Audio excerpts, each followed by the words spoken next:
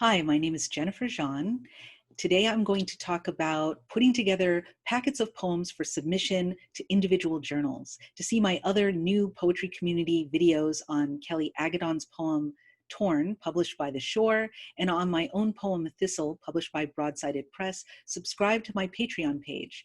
Next week's content includes a discussion of a poem by Cornelius Eady and some videos on blurbs for your collection. So the inspiration for this video comes from the multiple declines, aka rejections, I received this week for packets of poems I sent out earlier this year.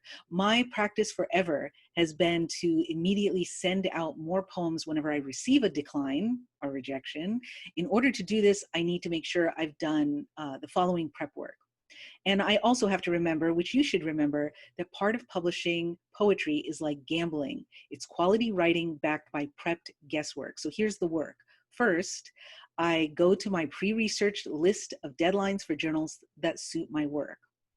And second, once I find several journals with relevant deadlines, I take another look at each journal and I ask myself, what would suit their vision or aesthetic, but is something they haven't seen yet? Next, I try to send as many choices as possible, so I have a thick packet to send them. And lastly, I arrange these poems with an understanding that a real person, a first reader or editor who's not only familiar with poetry, but has been reading a lot of it, probably by the time they came to my poem, will be looking at and considering my poems for publication. So in the rest of this video, I'm going to go into each of these points in depth, all of which I used as I submitted work yesterday to 4 journals and prepped 2 more packets to send out next month. But before I continue, if you're watching on YouTube, please take time now to hit the subscribe button and the notification bell below. As well, please know that the bulk of this video and other poetry-related content is available to patrons on my Patreon page and will soon be available on my locals page.